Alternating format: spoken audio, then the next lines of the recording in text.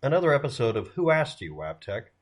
This one is on supply and demand not controlling anything. If you're running a company that makes razors and blades, the razor is just the handle these days, but in the past it was the mechanism that held the blade. Your job is to make sure people buy the razors once and the blades every chance they get. Now, part of the supply and demand equation that people imply but is not part of it is how much it costs. Price fixing is the standard in the retail market. If I'm opening a new business, I'm going to be selling everything for the same cost everybody else does. So it's based on everybody organically kind of splitting up the area and territory. Now, large corporations don't have the right to dictate whether I can open a business and sell things, but they can dictate whether I can sell their product through the distributors. The distributors then tell everybody, you have to sell it for a certain price. That's why you buy it at markup rate or whatever. It's not too convoluted.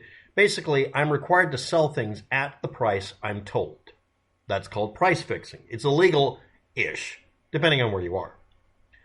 Now, everyone allows this because of a very simple thing here. If Bic Razor Company said you could sell it for whatever the market will bear or whatever you can get away with, you'd undercut everybody else and there'd be price wars going on, which all of us would take advantage of. It'd be a little bit like gamifying it, but a lot of us would be better off, even though we spent a little extra fuel.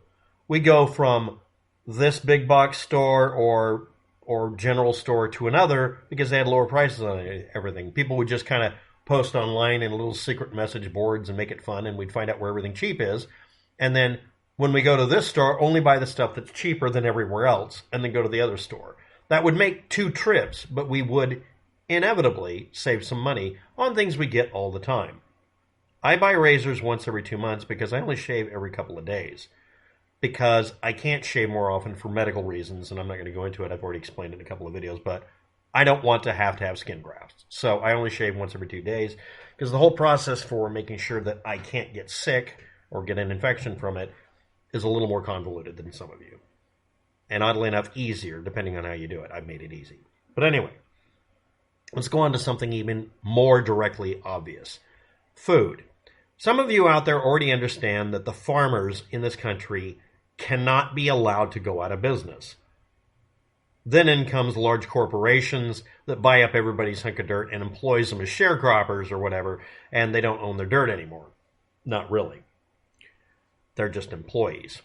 But it's a stable existence, right? You'd have to ask them about that and find out it's not what you think. But it's in the best interest of all of the farmers to set prices as a group and have them stable. What that means is the nearest farmer sells food to the nearest store in a lot of cases, and in other cases, if it really is cost effective to ship it, they ship it. And some things you can only ship. They're only going to grow certain places. Or they only had a good crop that year in, let's say, Louisiana, and if we're in Oregon, we have to have it shipped in. That also allows for the season shiftings of us growing food for extended periods of time by either just working harder at it or whatever, so the food's constantly available. And in the off-season, we buy it from the southern hemisphere. South America sells us food during the winter that we can only get during summer normally, that sort of thing, or other countries. Now, if you didn't get a guaranteed minimum cost to sell your food at the wholesale market, you wouldn't be able to be stable, right? And again, go look up what actually happens to farmers in the United States. Again, it's not what you think. But that would be an example where a lot of us would say, yeah, price fixing is okay because it makes things stable. People are willing to actually plant things that maybe don't have a massive markup price and maybe don't make them rich. But does that really benefit us? Again, going back to the razors and blades thing. If I want to open a store, if I don't want to sell things at the price tag I'm ordered to, they make you sign a contract, by the way. Not the distributor, but the company itself in some cases. Or you're effectively bound to that because they'll put you on a list that you can't receive these products, at least not through normal channels, which means you're buying it from somebody who knows you're paying extra to them because you're not allowed to have razors.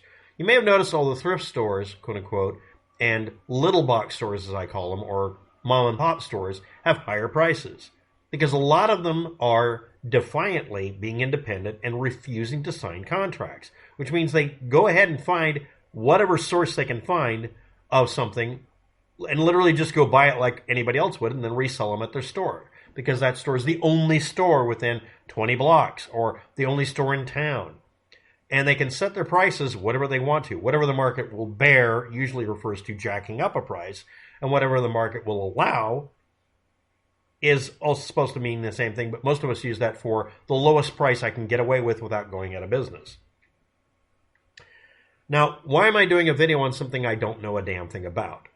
I mean, I don't profess to be an economics expert.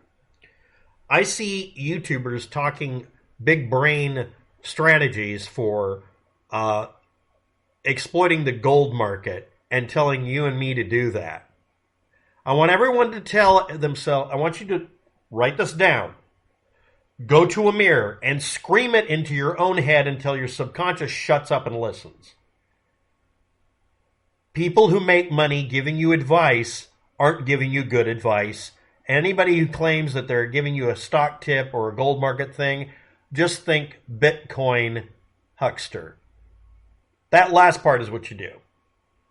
Has anybody learned that the Bitcoin... Oh, some of you are still believing in Bitcoin. Bitcoin as a alternative way to, I'm going to call it launder money between, British pound, the euro, and pesos and American dollars. I think it's actually quite good.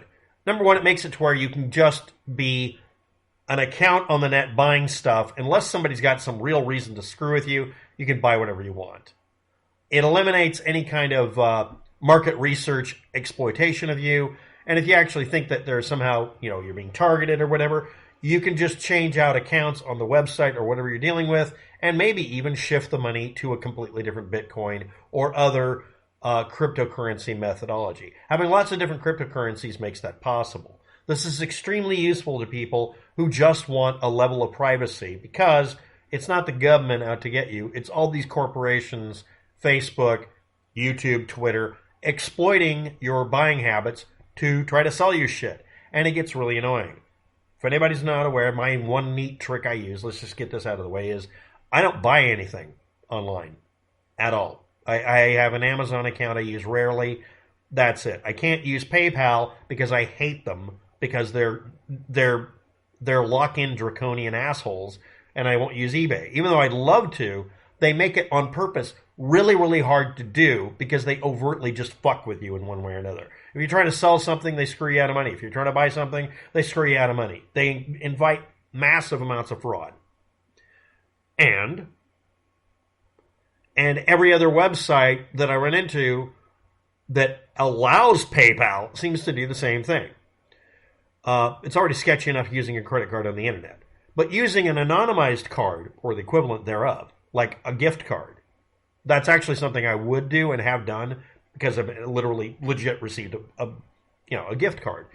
But I won't use any cryptocurrencies. I don't buy anything online because then it will absolutely affect what I see on Google when I'm trying to look up a fact. I can't afford to have that happen because, number one, academically I can't. And number two, it just pisses me off that they would do that. I'm looking up what happened on a specific date in Kansas, trying to find out where a UFO was. They're trying to tell me about a steakhouse in the area. That just gets in my way, and it also tells me you're not being honest with your responses to me asking ostensibly a legitimate question needing an objective answer. I can't have that happen. And that's for me looking up a fucking UFO video. Never mind me trying to look up what really happened yesterday in the news. So that's why I do that. Nothing.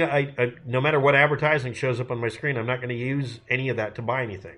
It might encourage me to look up something, mostly to denigrate them, but that's about it.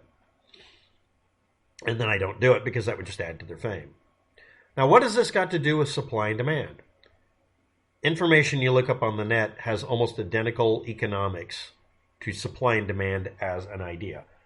We do not control through demand the supply, because the suppliers dictate what you're allowed to demand by price fixing, by deciding what is and isn't sold in a certain area, by districting things.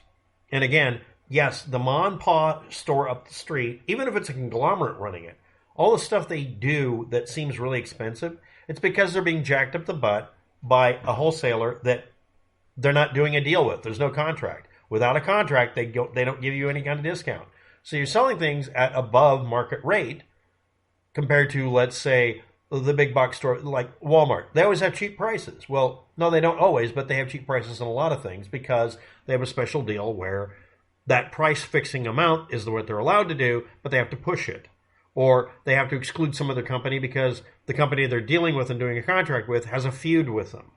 Or, as a lot of you have accused them, they literally buy shiploads of stuff that are questionable authenticity. But there's a reasoning behind it. A free market, if you wanted to be a free market freak, like a lot of you do, and I would, wouldn't have inflation dictated by oil companies overtly just jacking up the prices for the gas. Biden did that. Again, go to a mirror, no note needed, take out a very small ping pong paddle, and slap yourself until you stop blaming Biden for the prices. They don't dictate the prices. When they try to, Republicans try to prevent them from doing it. When Biden actually tried to manipulate the fuel prices by releasing our one resource we have, all of the backup fuel, they opposed it because they wanted him to be guilty of jacking it up. See, they're lying. Supply and demand. Same thing with information on the internet. If you keep demanding shit, you're going to get fed shit. Stop demanding shit. Clear your cache once in a while. Clear your cookies. Use a browser that anonymizes you. Use a browser that simply erases the cookies and shit every time you exit and never change that setting again. Make your computer not the one you're looking up research on, the one you do credit card transactions or crypto on. I thought that would be obvious, but I guess I should point that out because someone had to make a video pointing that out today. And I'm like, people don't know that? If you're doing financial activity on a computer, don't use it to look up porn. Well, don't let it be used to look up anything at all. When you want to buy something, use a computer to do the buying, but all your banking on one computer, the buying on maybe one other, and then all your internet searches that are going to affect your opinion, don't let them mix. People who are trying to market ideas to you shouldn't be marketing your toothpaste to you. Seriously, you don't want Madison Avenue, as it used to be called, the marketing geniuses there, to also interfere with your ability to detect, I think it's Omaha, Nebraska is the center for most political campaigns and PAC money, or whatever it is. It could be anywhere.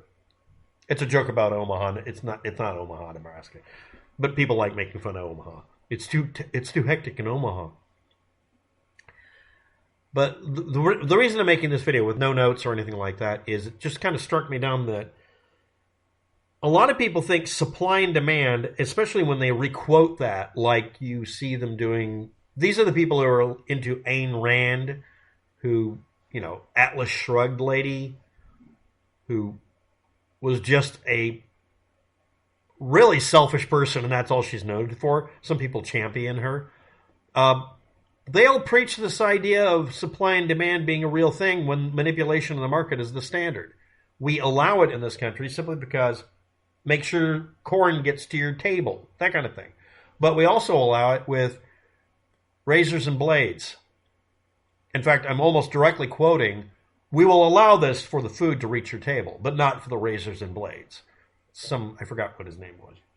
But the point is that some of you aren't aware of all the manipulation that goes on that a lot of people call free market, that are absolutely the polar opposite.